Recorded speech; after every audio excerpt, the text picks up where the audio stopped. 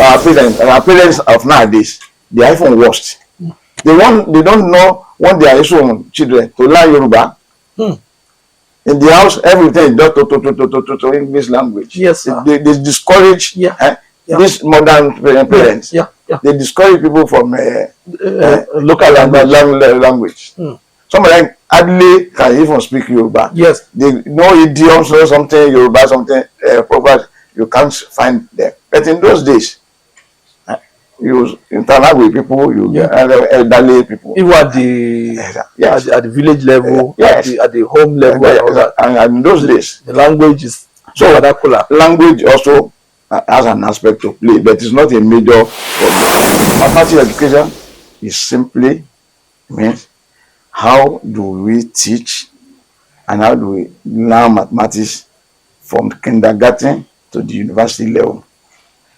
What are the pros and cons? What are the problems? And then how do you and our research in mathematics education tends to be majorly on how students learn mathematics. They have collected those things that they are protesting. They have collected some amount of money before you see them on the street. They are not mainly protesting against that, and they are just being used. And that's using this one and counter group. You see them counter. You see the Akpabio, Natasha group, and then for Akpabio, why? So this one is Fubara group campaign for Fubara cheating. Then we can campaign for this are the federalism. And these are things that just keeping us down. It's keeping us down. It's a very sad religion, ethnicity. That's all. No, that's the truth. Two things. China, there's nothing like religion. So everybody does that. If a prime minister sees something like 10,000. And the family is fine. One small way we pray daily for Nigeria. We pray, we continue to pray. Then we do prayer. Miracle happen. Can imagine. I don't see that this miracle. So I believe in miracle. I also for Nigeria, but for Nigeria to change. For Nigeria to change. I mean, in your own generation, so that you can even see some good things. I mean, you're going to say 70 now. And how do you pay? Because if you think about what's happening, we just say, is it true? One of the major problem that we have is when you supervise students. Yes, sir. It's a lot of the quality of the student at time have been going down really. So you have to use your time to scrutinize the work very well. These are young people. These are young people, and then sit them down. So look at this, look at this, look at this. Then come on, get back and get feedback. When they feedback, I'm also learning. Wonderful. So it's only one. In fact, I used to tell my students, acting on them at the other side, if you have a situation that is contrary to my home, and you cannot bring it up, then I'm a failure, and you are also a failure. Because that's the essence of research. To look for new things, new ideas. So bring it to before that your guy say it should be like this way, and you believe it is that way, you go to that your organ. With humility and something, let us look at this for this. That's where growth comes.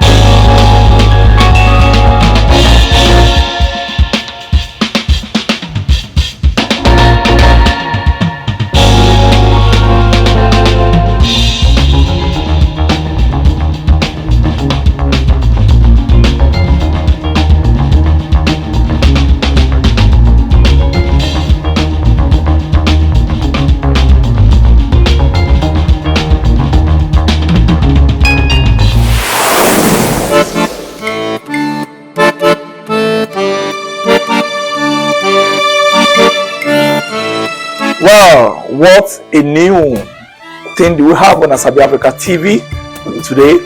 We have a very wonderful soul to speak with, and a man of impeccable achievement and educationist, his scholarly personality in the person of Professor MOJEED Kolawole Akinisola, a professor of mathematics education at University of Ibadan.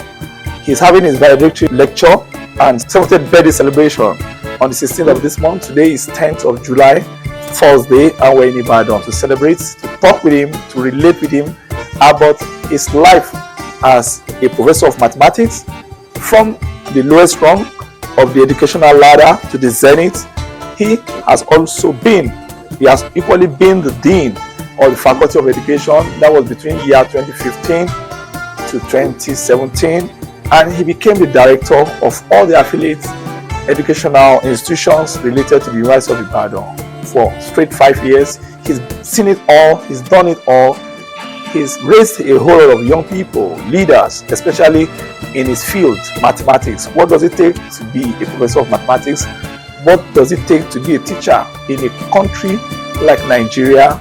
And what is the future like?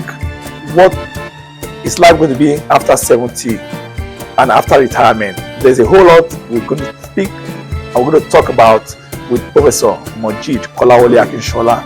We're going to speak about politics, youth development, and the future of Nigeria. Let's go to his office. I'll tell you more after this time out. Follow me. Let's move.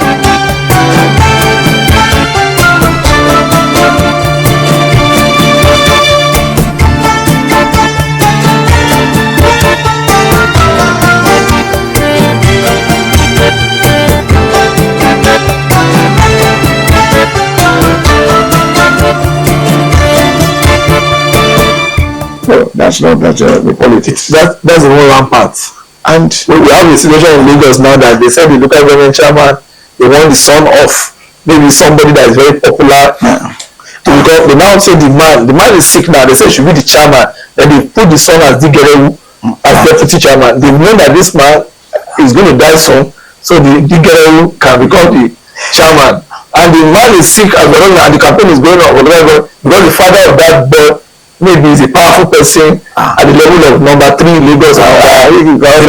I don't understand what you are saying. I follow that every day. Very interesting. In fact, they are just seeing all as if you don't have any. I've never seen this. And unfortunately, some of us also are out to side them. That's what is going on. We know them. Then we still follow them. We have to. This is not a matter of God. People say God. Pray on your own, doing something like that. There should be a very clear-cut actions. God bless you. Clear-cut action, yes. To say otherwise, this is wrong. No. And to stall it and to stop it. And then because nobody wants to die, everybody wants to enjoy. So we are not ready to sacrifice. Like Fela said, we are not ready to sacrifice for others. And that is what is putting us down. All the revolution we have in those whole something like that. So, see how the China becomes today. Yes. So today, somebody said, they are killing them, they are still following. They are killing them, they are still going. The demand revolution. Until the oppressive government was washed off. Yes. Cleared off. Yeah. And there was. Unfortunately, in Nigeria, we have a multi-complex problem. Religion, ethnicity, those two things. Those are some of this that's drawing us back. The religion and the ethnicity. When a Muslim steals and he was arrested, Christian will be criticizing. When a Christian steals, the Muslim will be criticizing. When the both of them say, everybody will keep quiet. Because both of them are involved. When my brother is maybe he's a president of a republic of whatever, I will clap for him whatever I do, whether it's good or bad.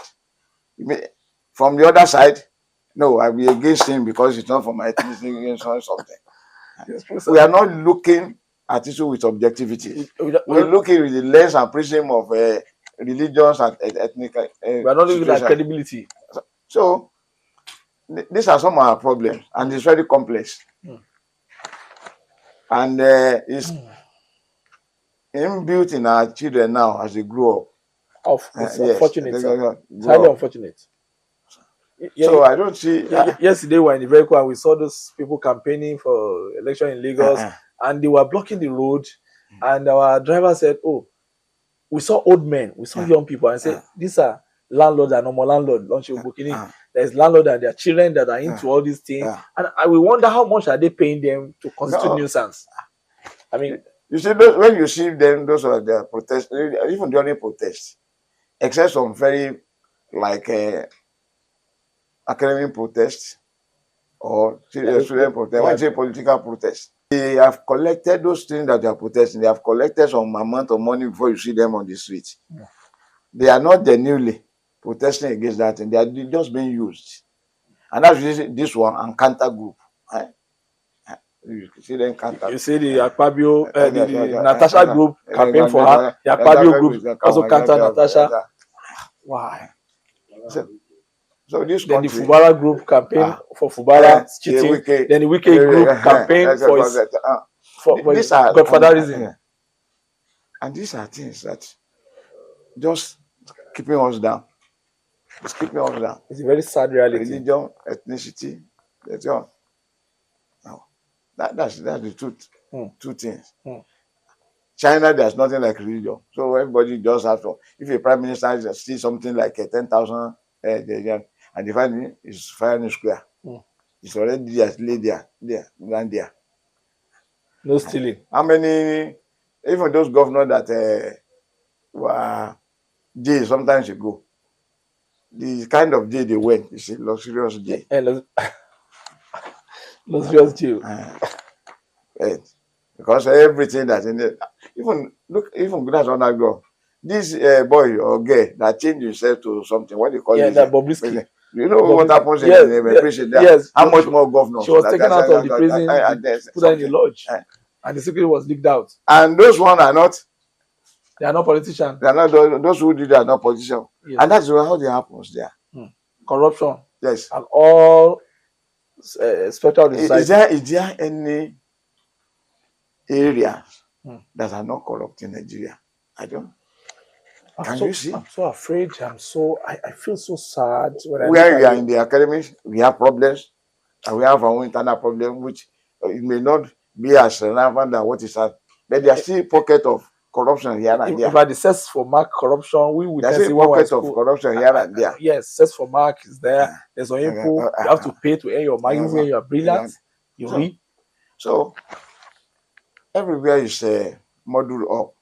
I don't know. But is there a ray of hope that things will change? Where is the ray? Where is it coming from? From the Yahoo boys that are doing this thing, and for politicians who want to continually impose themselves on us. I'm not a soothsayer. I was trying to see the ray coming. I don't see any ray coming from this set of people that we are gathering up. Maybe I don't see it.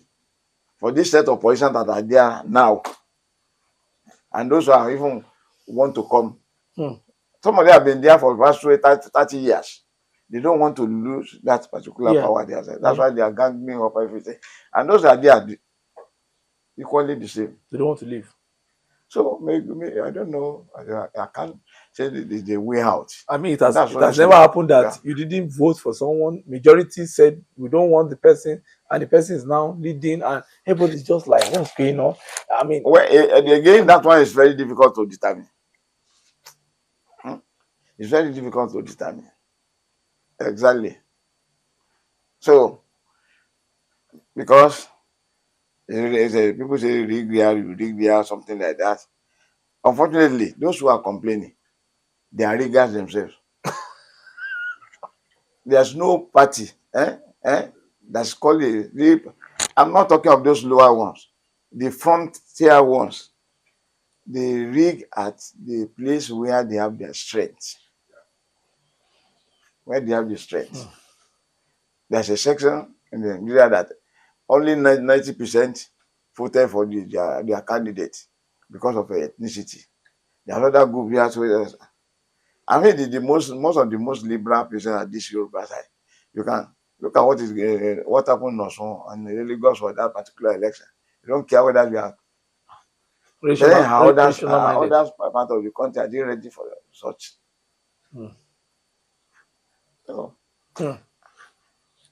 look at the problem of insecurity now. We are talking of food.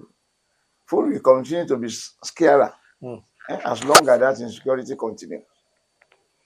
Because all the food baskets of the country are being inflated now. Yeah, Benue State on the number one. Yes. Benue is under pressure, and that's the real If not food because basket. God is helping us in your Saki and something area. It's only God that is helping us. Otherwise, we will have been in trouble in the state in the west, yes, in the southwest. Yes. No, I don't know. I can't just honestly. Can we say we should pray? You know, recently there was one organization that said they should continue to pray. I've forgotten. And people are laughing and people are saying, is that prayer? No. Is it the military? Prayer is very important. Pray. Then another organization said they should prayer without action is useless. Prayer without action is useless. It's not. You pray, yes, God is doing his own. God will not come down and say, this is let's go and do this, go and do this, go and do this.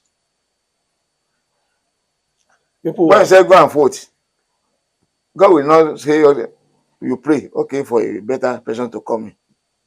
How do you do it? You use towards voting. And God does give us the freedom. That's why you have freedom of religion as well. So you get all the freedom to go and vote whatever you like. But gradually, let's see if the electoral reform will work and things gradually, because the level of rigging has reduced, honestly. From what has happened in the 80s. Are you sure, sir? It has reduced with what has happened. Before they used to write, they just write figure and then say, once you get the figure and collate it together, that's so all this what do you call it? Something that we use. And the Beavers technology. They are just an improvement. Because that time, once there's one more vote above, all those things cancel. In the previous one, you don't even know whether it's like they just write it. It's cancelled. And put it in your face. And put it like that. So there's an element of seriousness with the INEC there. But then there are other human factors. So which center around corruption. Corruption as an institution. Yes. It's an institution that become, in fact,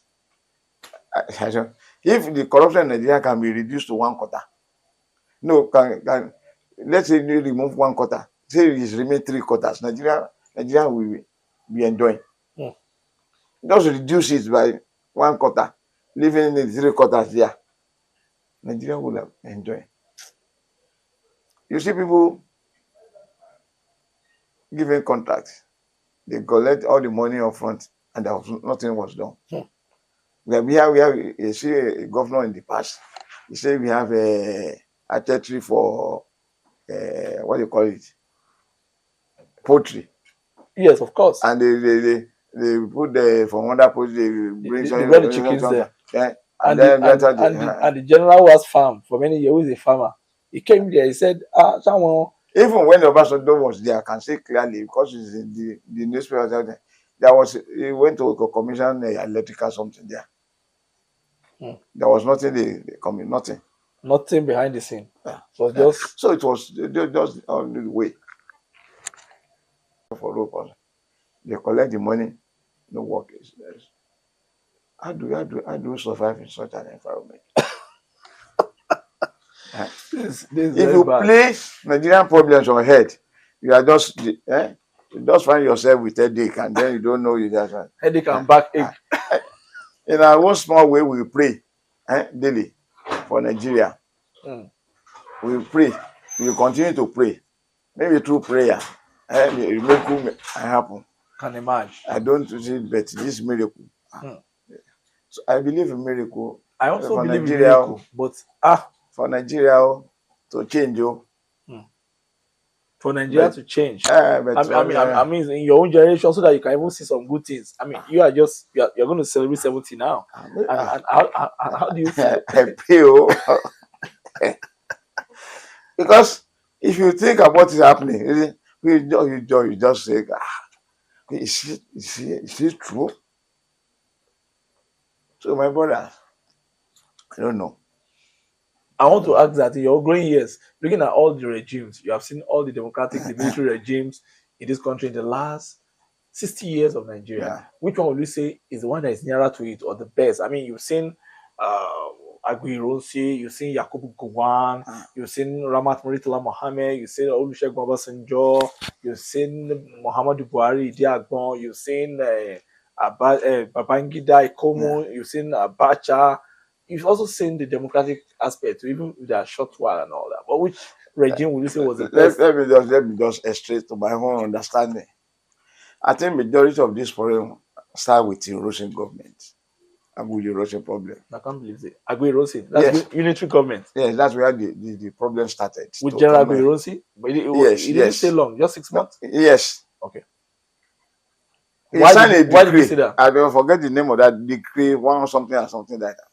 When you do unification, can do unification or something. Each of the region has their own power, has their own languages or something like that. And that's why my brothers used to tell them, go and read this very well.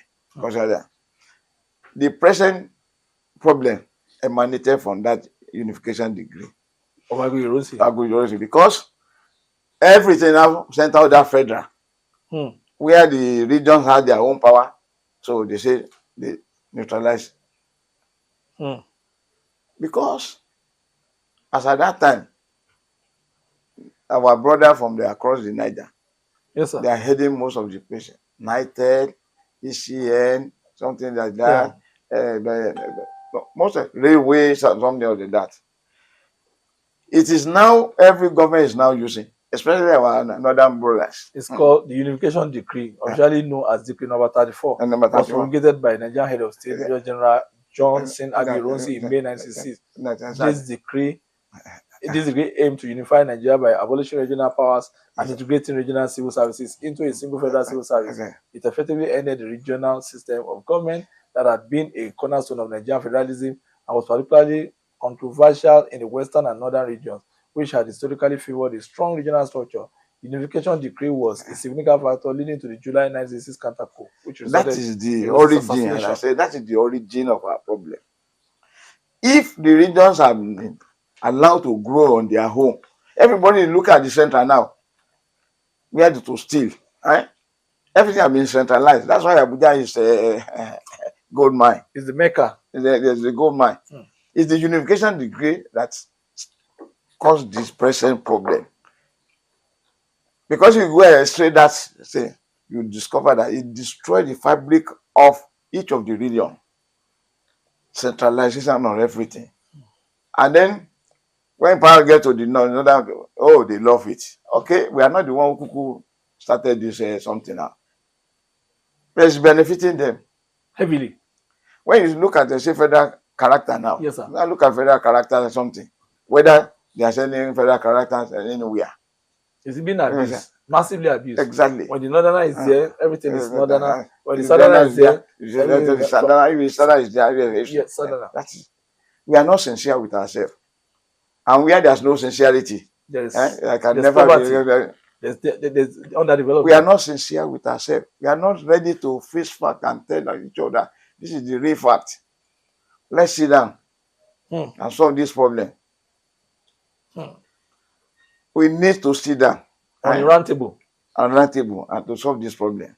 Otherwise, we'll continue to add layers of problem. Do you think this present regime under this Senator Bola Ahmed Tinubu, can he do it? To me, the way I see it, you want to use some corner way of doing it. But the other people have seen the result, and that's they are now resisting him. Nigeria need a total overhauling. The system we are running. if there are going to be any development. All this development we are doing is they just, to me, they are not part of it. It's there when they have sit down, then we have to change our mindset. About I want a Muslim to be there or a Christian to be there. I want my people from Yoruba to be there, Hausa to be there, or Igbo to be there. Except we change all this mindset. I say, okay, the right around the hole, we put a right peg. Yeah, the round peg in the round hole. And the square peg in the square hole. So that is where we can. But we are not ready for that. We are still in this country. So the Unification Decree number 34. That's to me as an individual who read history at the secondary school. In fact, I have my best result in history, A1. Wow. So that's why I follow history on a daily basis there. In fact, if anybody who carefully examines it and want to be honest with Nigeria, we know that is the basis of our current problem. Agui-Ironsi. Yes. And it has never been corrected since then. Because everybody now enjoys it at the center. Right? So that's why the center is robust. And everybody wants to die to be in the center. I know. That's the thing. So they have a lot of money to about. I think before that decree, then Awolowo was able to build Cocoa House. Oh, yeah. There are a lot of development. The North are able to do their own thing. They were able to do their parliament in the North. Yes. And the South were doing their fishing and all the rest. Even the coal from the coal city there was there. Everybody was getting something. And another problem, actually, whether to say that giving us crude oil, a seat, it's like a curse or a blessing. It's a blessing. Is it a blessing or a curse? Yes, because the moment everybody wants to share that, and then if you go by statistics, those who are holding for they are, you know where they are, who are controlling the real sector. If not those people even from that particular area. Of course, they give them 13% derivation something. Are they using it for anything? Now we are having them, give them a development. We are now having different commission for each of these also now. Yes. What have they been doing? All the money that have been voted for them, let them point out to what they have done with the money. Yeah. The money that accrue from removal of a petroleum subsidy that have been given to governors in respect of something there. What are some of the governors doing with the money? We can see some. What are some of them doing with the money? So, everything boils down to leadership. Leadership. And in our blood now, Nigerian blood is corrupted blood. With virus of corruption, sir. Totally. Wow. God. We need help. We need help. From where? Who will help you? Maybe from God and from a mathematical professor. God has given us something, give us oil so that we can use for the benefit of the masses. We are using to operate something. What do you want God to do? Right? To come down and say, hey, I'm God. No. God. Like minds have to come together. Do you see that in this? Like minds have to come together. ADC. Do you see that in this ADC coalition that they are bringing out? You know, did you see that happening with a strange bedfellows of Atiku Abubakar, a former vice president who has and former governor Peter Obi of Anambra State, who has also tried to be president and who a lot of people believe did well in 2023. Let me tell you, then those other people, all of them, Amechi, all of them, El-Rufai, what are they bringing to the board? What are they bringing to the board? I mean, it's like they are bringing the massive interest of the people. They are which is people? They say they want to change. Somebody who Atiku, who was in charge of privatization, and he says self-privatization, they do something to himself.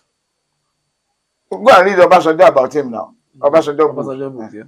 Or Peter Obi, who didn't pay teacher salary for almost 14 months. Or Rufai, the insecurity in southern Kaduna. That he was the one that playing. What are they bringing to the center there? I don't see any those. They are not the liberators at all. They want to continue to oppress. In another form. The same form they have been doing. Once they come there, what can you do? The Tinubu people now are doing their own. You know, if you look at Nigerian history in terms of hardship, and I listen to some of these Yoruba, thank God for Yoruba musicians. The Sunny Ades, you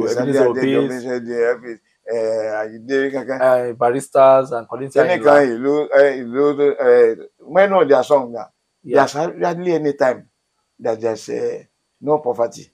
I think Obe sang that's Chief Victor Olaya. Ìlúlé o kò sówó lóde, obìnrin kígbe, ọkùnrin kígbe, kálukú kígbe nítorí owó. Obe said about money. I don't know what he said. He had his own. Yeah, Obe said tó bá fọwọ́ tún bọ́mọ wí, àwọn tún fọwọ́ sí fámọ́ra. Elédùmarè jọ̀wọ́ bá wa tún Nàìjíríà ṣe o. Òṣìṣẹ́ ń ṣe wọ́n tó lè ṣe wọ́n ṣe o. Omi ló pọ̀ jọkà lọ wọ́n ṣe o. Juju barrister also has his own. So documenting something. What is happening? Look at Felada, when people are suffering. 99 standing. Suffering and smiling. 99 sitting, 49 standing, suffering and every day na the same thing. If it's becoming worse on a daily basis. Now people are saying that, oh, Buhari, Jonathan period was better than that Buhari. Yes, sir. People are not saying Buhari is not that Tinubu. I hope we not say that when Tinubu leaves, then Tinubu will be better than other that has come. That's the trend that it has been in Nigeria. God have mercy. That has been the trend. The trend of recycled poverty. Oh my God. Oh God. Don't see. And there's money in this country. Oh my God, if they can channel it in the right way, and the right channel. Billions, different, not naira, dollars. Dollars. Yes. In terms of our natural resources. Yes. In terms of our bushes. Our commonwealth. In their pocket. You see them when they take them to court. Yes, sir. Is that that's when they become sick. And they will be on the wheelchair, or the they live there now. They are not. Or they are on crutches. These stupid people. Like the governor of Kogi, my state now, he said he wants to go to London to go and treat himself. The years he say the hospital you build in Kogi, that fine hospital, go and use it. What of the president? Akpabio. He built an hospital there. Yes. When there was something on his legs, just maybe a slice something, he was flown out. The hospital they built cannot. The UCH, University College Hospital, used to be the best, one of the best in the Commonwealth. Come from in the Commonwealth. India, something they come there to yes, those days. Yeah. Now you can't afford the electricity. There's no electricity to man the hospital. And people can donate for Babangida useless book. Billions of naira. So they can donate that one. They donated billions. Yes. Billions. And they can have 1 billion to clear electricity bill. Even some sick children at that usage now, they need money. Some sick children, young children. I think our priority is a different thing. Highly misplaced. We don't have woman development, you don't have their priority now. And say people are japa. How we know japa? Japa is the worst thing that's happening. Even japa is not becoming japa there because the policies there is not even friendly. There was a time also Andrew. The Andrew syndrome. The Andrew syndrome. Yes, that part gone. Andrew. So it's been that it has been there before. The elements of this something have been there, but people have not been. They have not been taking notes. Exactly. Or they deliberately just close their eyes because me and my family, what I enjoy. And now it's not only me and my family now because those armed robbers, those kidnappers now, they don't even know whether they are you and your family alone. The irony of it is that most kidnappers, those who are even wretched, they kidnap them. Those who are even suffering. The right people they should kidnap are not the right they are kidnapping. Those who have been staying come where the one they should start kidnapping. Yes, so that they can get the money back from them. But the God just sponsor on any family. No, I don't know. Honestly, It's the biggest headache in it, sir. I don't know. Your fear is a general fear. I don't know. It's a general fear. Don't know. We're under pressure. Think at times I just keep quiet. I don't bother my brain again but then we have to find solution. That's why we are here as academics also. Of course, sir. We should have to find solution makers. We should have to find solution to it. And so maybe through prayer, God will raise like minds. Amen. So that they can push. Unfortunately, people want to liberate. They won't believe on you. They still believe on those giving them stipends. Yes, stipends. You see people following politicians, they get Indomie for the election, they get 4 yards of that. Even there is a politician that isn't putting 1 egg and 1 Indomie and iyo. It looks like something that you're using. Was it not in Osun that somebody was giving something to go and plant? I have forgotten. This present government to go and plant something. That's the whole. The go. I don't know. You never say poverty alleviation. The other time when Tinubu came in, they were doing alleviation, and the rice that came was not to 1 cup of rice and rural, and it was so miserable. It was looking like people were begging. They say palliative. I didn't know the meaning between palliative and poverty. Yes. In terms of employment. Employment indeed. You say, okay, you are producing graduates, people say the graduates, they are not functional. A lot of them cannot even write their name. Something like this. They can't even write. It's just like garbage in, garbage out, or something like that. Yes, sir. Even those of them that are there, the environment for them, that's why all our children are going away. The environment to excel is not there. I agree with you, sir. The environment is crazy. In the university, government cannot employ everybody. Everybody has to know that one. It's not. But you have to create an environment, enabling environment for business to strive. When business are striving, people will recruit people into that kind of business. To say that government should employ, no.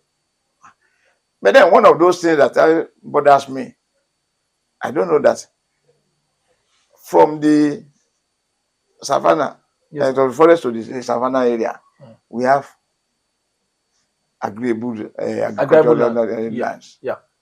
There's nothing that Nigeria cannot produce. Maize, millet, something that have been producing something. We are even going to Ukraine, where there is war, to import maize. It's sad. Why can't those people who are riding Okada or something like that, why can't go to each local government? Create an enabling environment that has something there. Give them enough money to live upon, and send them to go to farm there. In the next 2, 3, something like we have in the western region in those days. Agree something. Put them there. Put what do you call this? Solar something for them. In the evening, they can watch football at the center. They can do something. They have money. They can. This area is for granite. This area is for millet. This area is for maize. This area is for tomato. This area is for something. From in the next 2 years, they start producing, and then they'll be generating enough money to pay their salary. The problem on food, the problem of kidnappers will reduce, because those who are, they don't have anything to do. They are not trained. They go to school. They have not acquired any skill. Yeah. Or knowledge. So take them to there. Give them enough money to take their on a monthly basis. You will reduce some of those problems. Some people will go there. They live there. What they are doing. But right now, we have most of these boys going to Agberu, going to NURT, going to take money from bus stop to bus stop in Lagos, thereby making transportation to not only because of here in Ibadan. This at every station you find them. Yes, they collect there, they collect there, they collect there. Yes. When they are coming, I don't know. It's I saw. I don't know. Hey, tell you why. And this road is being maintained by government, not by road. I don't know. If I'm in government, I will not ban them. But none of them will collect a single dime along the road. Let them go and register. and pay into the account. And then those who are not paying can find a way of asking them to be arrested by police and then or something like that. They have become a nuisance. Terrible nuisance. Because the politicians also use them during election as thugs. So they won't find solution to that one. They behave as if they didn't see it. Yeah. Ignore it. So may God help us. You know, this one you profess for farm now, fantastic. You can look at it. If we only park this crowd, the Okada crowd, the NURT crowd, even some of them will leave that one because this money will be enough for them to survive. To go to develop their agrarian land. Most of the time you are traveling. Make it local government. Go to your local government. Go and register. Go and register there. This is the amount you are going to begin. This is what you are going to do. We will provide good accommodation for you, and boreholes and something like that. As a community, something every morning carry them, let them go to the farm, come back, and then enjoy the sun and relax and then something like that to reduce all the nonsense around us. Well, this is a fantastic one, and I think a lot of people are hearing, they are listening, and they are going to take notes. People in government, people in diaspora, the diaspora people, everyone, they're angry. They feel so shortchanged. They can't come home. They are afraid. Once they are coming home, they see a lot of terrible culture shock. Yeah, you look at this man who came from abroad to come and establish something at Ogun. He was kidnapped and he was killed. And that's what discouraged. Why Igbo came out? That's this one at Igbomoso. Okay. He was kidnapped and he was killed. And he came to invest in Nigeria. How do you want people to come and invest again in this country? Because they know that. And then we have another culture that has grown up. Seriously. If you establish a business and you put it on your brothers, if you are not careful, they will wreck you. I know. It's everywhere now. It's called crab strategy. They want to. You don't trust the next. They want to eat you to start their own at home. Is it government for that? And that's why we need our orientation, to orientate our mindset about things. People are not ready to work for you. They want to cheat you. They want to cheat you. God help us. They want to cheat you. I don't know. They want to destroy you. Yeah. They want to destroy. They want to dissuade you. They want to make you. You know, everybody just wants to take something from you, from the family to the neighborhood to the church. Even the church itself, the envelopes are so many. Everything is about cathedral, about building something. There's no moral. There are very few churches. There are churches that are churches. There's no doubt about that. But then there are very few of them. Very, very few of them that are not monetary there something. That they actually in the church. That they focus on heaven. And then the things that you are doing. No. It is not because they want to acquire wealth. No, there are some of them, but there are few. Very few. In this life. Sir, yeah. I'm very, very grateful for this wonderful, because Yoruba will say, I mean, you have been able to give us elderly advice, direction, and this is the thing that is paining a lot of people. We are all living in an atmosphere of confusion. You know, there's a church that says atmosphere of miracle, but now in Nigeria we are living in an atmosphere of confusion and the kind of fear. But sir, you're going to be 70 also during your, and there's going to be a commemoration of your 70th birthday and retirement party and all that. But you don't look 70. What's the secret of your wonderful look at this age, sir? I don't know. Maybe people say I don't look 70. You don't look 70, sir. Huh? But what can I say? The way you move around. It's by the grace of God. Not anyway, it's not by. I don't have special food. No, I don't. When I take my amala and gbegiri, and I take rice, I take vegetables. But it's the grace of God, nothing more. The grace of God. If I say because I have a pattern of eating, I have a pattern of something, no, that's not it. It's just God's grace. Grace of God. There's nothing more. At this age, what are those things that you could do some 35 years ago that you can't do now again? What are those? 5 years ago. 35 years ago that you could do. What are those things that you can't do again at 70 now? Maybe those, I mean, going to parties or gymming or exercise? Is there anything that you could do sometimes ago that they are now much more like a taboo now? Or what are those things that you do now that keeps you going? I don't, the last 35 years, Yes, sir. I've been doing what I've been doing.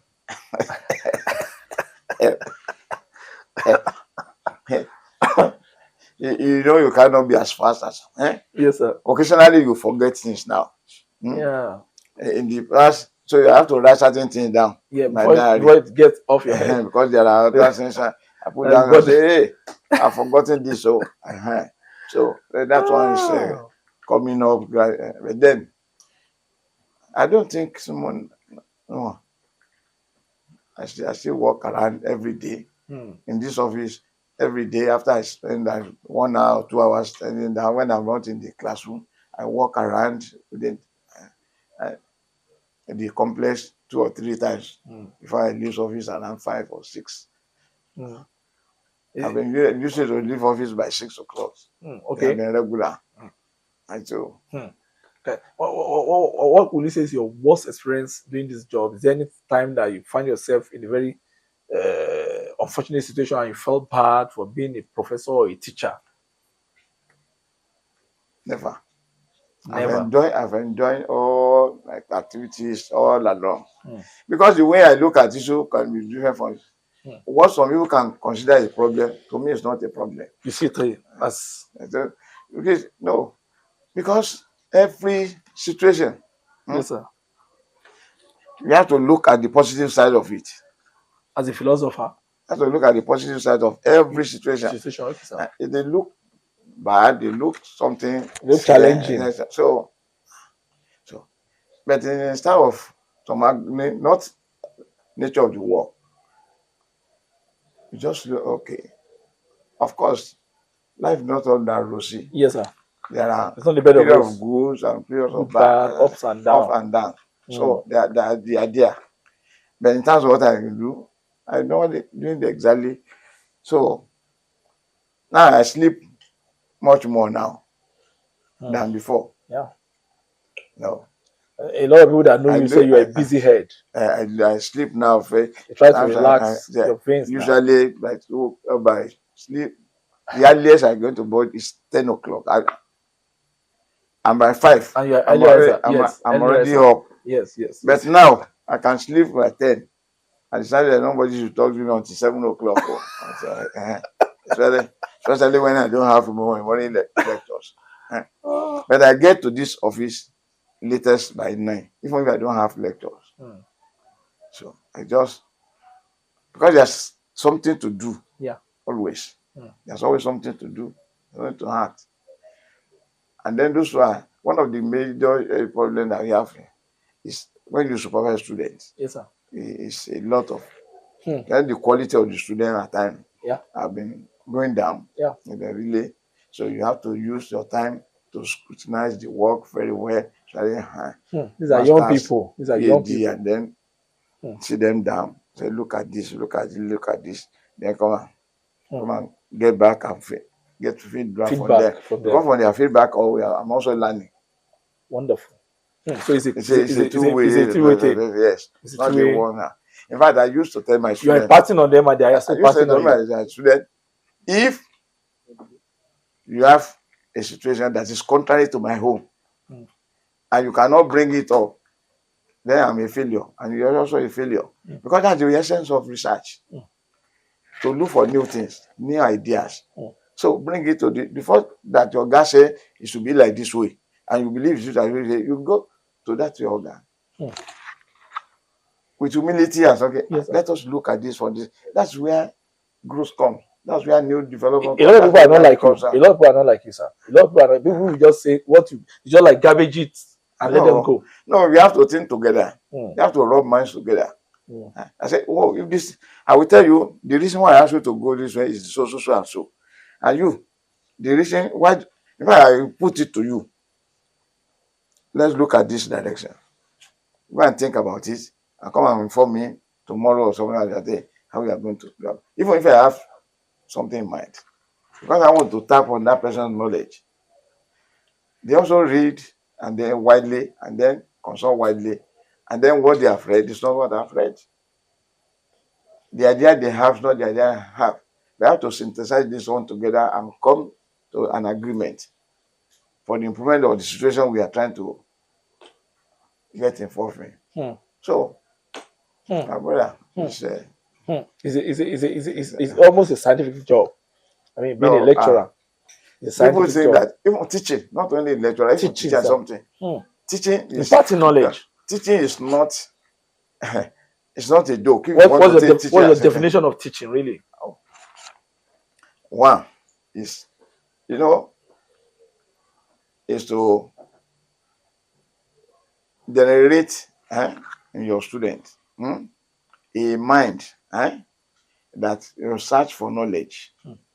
You have to make sure to search for knowledge.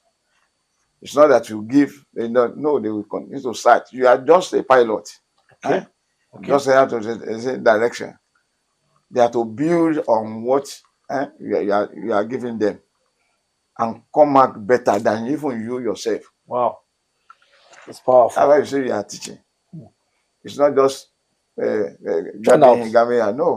And that's why when you say people who ask questions that involve deep thinking, and that's why we can make things out. I want to ask you this question, and I want you to be very honest with me. I want to beg you. Yeah. I know you are 70, you don't have anything to share about life again. You have seen the good, the bad, and the time. But sir, to be honest with you, have you been tempted by a lady before? Please, I want you to be honest, sir. Have you been tempted by a lady? Yeah, for marks, for you to help to pass an exam. I mean, it has been a nightmare of many. Let me confess, it has never happened. I will tell you the reason. Why, sir? Are you serious? Are you honest? I'm telling you that come to me. In class. Daddy Joe. No, it's never happened. It's never happened. I can't believe one of my child. When he was here as a student, he failed in the year. Oh, your own biological child? Yes, we drop out. And I said, to go and never, because I don't want that kind to do it. The reason being that when I'm in the class, I try as much as possible to get everybody there. I try as much as possible to impart everybody. To impart as much as possible. So you give them that leverage. And I've tell anybody we know in the class, whether you are look, and they know if you pass, you pass. If you fail, you fail. I can say without authority, without any way, I'm just defending myself. If I want to help students, I will help every one of them. If it's only 2 months, I want to help to everybody. Or 3 months, I have to help everybody. It has to be general. And some of the students that I know we are hearing this, we know. And those ones that feel that something, nobody can come. Of course, some lecturer can come and say, please, we have this thing. But I say, no. This person has an extra, not an extra year, but it's a chance. Let him go and read and improve. You see it as a chance for him to be better person. To be better that person. Go and read better. Yes. And improve yourself. No, because so it's not a failure. Nobody, no one at the university level has come. Please help. No way. No, I can't even. But because as much as possible, I teach my students to pass. If you want to fail, you deliberately you are failure on your own. But as much as possible, when we give tests, and I know the majority of fail the test, I can give another one. It's going to be a burden on my part, but I prefer it. So there was a year I was taking a master student, a master class, around 170 or 180 students. And at the end of the day, over 30% failed. I was sad. Over 30%? Failed. And I want to examine, I didn't have to examine myself. what happens along this line. Self-examination, because it means that you yourself have a problem if your students are failing. It means that you are not conveying the ideas or whatever you have to them. Only few people And those who have been passing other courses, your other elsewhere, I examine that particular year, pick one or two reasons that I feel, interview some of the students, a brilliant one, the not so brilliant ones. I still have the result when in this fight. Wow. So I interviewed them. What happened about this one or this question about those things? And they gave me ideas. So the following year, I have to use the knowledge I acquire from my questioning there and what happened to improve. So, as teachers, wow, we have to examine ourselves as well. In fact, to review your strengths. Some people are proud that majority of students fail. They say they are failure because they are not doing exactly what they are doing. This knowledge you have to impact. You do every now and then to make sure that the students acquire the knowledge. No, there are students that are ready to fail already because they cannot. You give assignment, you give the assignment, they are not submitting. You give them extra time. Please give extra time. They don't submit, and then you say, or a student that have an objective questions, they have to mark, refuse to mark. I have one recently, an objective case, 70 questions, and at the end of the, my something is open. Yes, my office is open. Open door My policy. result is so. Once you say you want to know your results, I'm ready. So anyone done, you can come in a group and say, this is how do I see, this is how you get it. I've given look at the marking scheme. Look at what you have written down. They will just shake their head. Say thank you, sir. They get marks. It didn't touch some more than I think it goes around 50 over 70 in the objective. 50 as he felt that no, I shouldn't have. But they came together, sit down. And I look at the script. I've not submitted the script to the authority. I will have. And then when you get when you got to it, and she with the friend they are looking at it, around 20 something were not even touched. She said, "Hey, what happens?" Then want to tell her láti ilé ni o.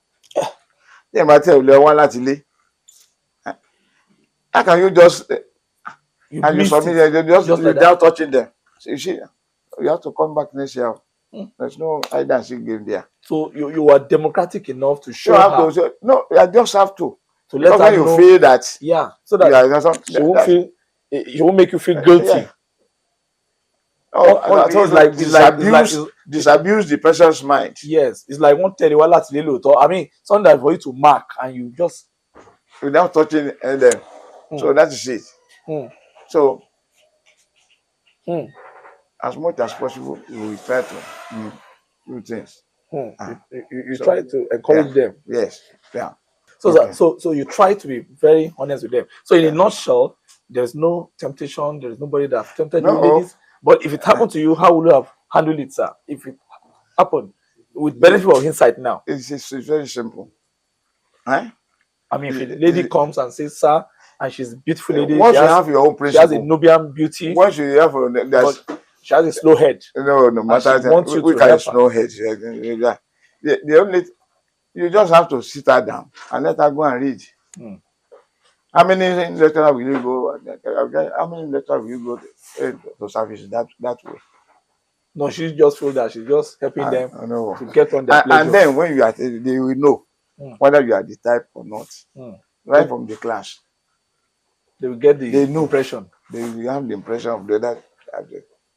Depend how you interact them. When you interact freely with all of them without any favor, so they will know. They have to do their work. So with you, it is read your book Do your assignment. And you pass or fail. You pass or fail. And then when there are a lot of failure, one can go back and review one work. Say, oh, whether I'm being harsh in the marking or something like that affected them, you can do. So it happens that we adjust. But we have to adjust for everyone, not for an individual or specifically. I think a lot of students have gone through you are very lucky because that's the submission. Because I was shocked that you have not been. No. That's the last question, sir. What would you say is that's number one, your philosophy of life and the biggest achievement after over 3 decades in the academic environment? I mean, what are you retiring with that make you feel so fulfilled? Are you fulfilled? I'm very indeed fulfilled indeed. It's never occurred to me in my life that I get to this particular stage. Never. My when I was in secondary school was to become a school principal. And I did. And you're a principal? Yes. I did become a principal. You did that? You yes, that? That's why I say as at that time I was fulfilled. A school principal. Wow. After vice principal, I was the first vice principal of School of Science per day. Then the community grammar school, there was the principal. Before I went to Federal College of Education Special Oyo for 1 year. From there I came back to this place. It was never in my dream. What was the first school you called? Paddy? School of Science. Science. Where is it? Paddy. Paddy. Okay. It's a very popular. Ibadan. Yes, one of the schools of science. Okay. First principal. I was the first I was the vice principal of that school. Okay. Then within that particular community, there's a community school also there. A community grammar school per day. I became the principal of that school. From there, I left for Federal College of Education Special for 1 year, and finally I came here in 1997. And you are the first professor of mathematics here too. Not only the first, I was the first PhD holder in mathematics education in this university. Wow. The mathematics education, and I'm the first professor of the mathematics education in this one. In fact, the second person is coming of that person at this one. Okay, sir. You're going to be the second professor of mathematics education here in this university, because those who are here earlier on, they got their PhD outside the country. Wow. So, and then probably they retire before becoming a professor. That's why. That gives me the privilege of becoming the first professor of mathematics education in this one. So I'm really, really, really fulfilled to find myself in. And having graduated 31 PhD holders. Wow. We have five of them are already professors of mathematics education. 31 PhD holders and 5 of them are already professor of mathematics education. Under you, sir. Yes, and some of them are associate professor right now. We are very proud of you, sir. I think I'm fulfilled because it's never occurred to me that I get to this stage in life, especially somebody from a village setting. I was born in the village. All my primary education was from village. In Ibadan here? Yes, in the local cities. You look like an Ibadan boy from onset. I'm Ibadan boy. Papa say 100%. But no mixture. This is the biggest and the good, one of the best in our in Ibadan land. No mixture. Nobody will ever believe that. Oh my God, I'm so proud. So I thank you for the interview. A lot of people are so happy. Well, we are still going to come back, but this interview is just for the prof. I mean, a lot of people might want to write to you, maybe from abroad, because people are watching you from Canada, from London, from America, from the Barbados, from Casablanca, all over the world, from Africa. Do you have any email? Because I know your phone numbers are private. A lot of people might want to just write to you, maybe talk to you, some of your students abroad. Please, can you call it out, sir? akinsolaMK@gmail.com. Small letters? All small letters. akinsolaMK@gmail.com. AKINSOLAMK. akinsolaMK@gmail.com. Then I want to give a last word to a lot of viewers watching you all over the world, especially people that you have touch their life, your fans, your students scattered all over the world, then people who want to fall in love with maths, but they're finding it difficult to fall in love with maths, have a word with them before your party. Yeah, just to say that there's nothing extraordinary as mathematics is concerned. I was in Botswana for 4 years on sabbatical accumulated leave at the University of Botswana at that time. So, and up to now, I'm still communicating with my students there who are big people now because of the way the mathematics was taken at that particular point in time. So I just want to let everyone knows that there's nothing that people consider mathematics as being, it's not as difficult as people perceive it. It's a matter of determination and hard working and practice. Once you practice constantly, it becomes much more easier for you.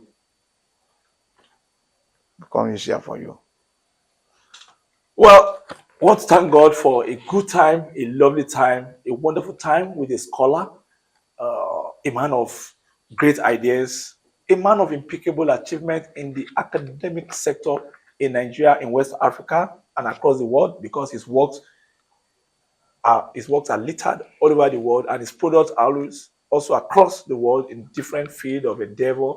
I want to appreciate this great man, Professor MOJEED Kolawole Akínsolá. Thank you, sir. I want to appreciate you. I want to appreciate you. I want to wish you more years. It's just going to be 70. We're going to celebrate 80 with you. Amen. I'm going to celebrate 90 with you. Amen. And by God's grace, we're going to celebrate 100 with you. That one. I'm not looking for this one. I don't want somebody to be pushing me around there. That's not. No. With grace of God. By the grace of God. With the grace of God. We want to appreciate this great man, and today is just a few days to the celebration of his valedictory program and 70th birthday lecture at the University of Ibadan, and it's going to be delivered by Professor Abayomi, Arigbabu, FMN, Ogun State Commissioner for Education, Science and Technology, who is one of his friends too, and in that sector, and a whole lot of people coming from all walks of life to celebrate with him. If you want to reach out to him, his email is just there. He's a professor, he's a conservative. Maybe you want to do any research on mathematics, or you have something that you want to share with him in terms of knowledge. Anywhere you are in the part of the world, you can reach out to him, you can write to him. We are not saying fraudulent people should write. Please, if you are serious, scholastic people. And by God's grace, we are going to always celebrate with you. Till the next time we meet him, maybe at another celebration of his life, we want you to please be good citizen. Always search the truth, and truth will set you free. God bless you. Goodbye. Goodbye.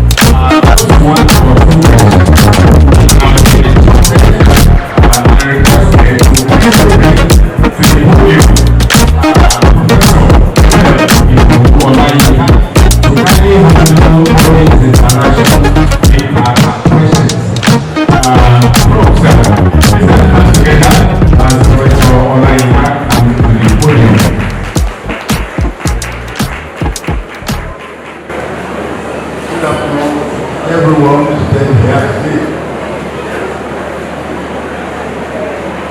I want to thank you for your presence.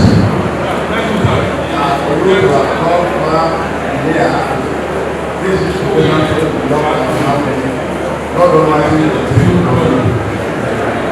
I think Professor Arigbabu is still on leave from the national. My name is Professor Josiah. Well, popularly known as the best.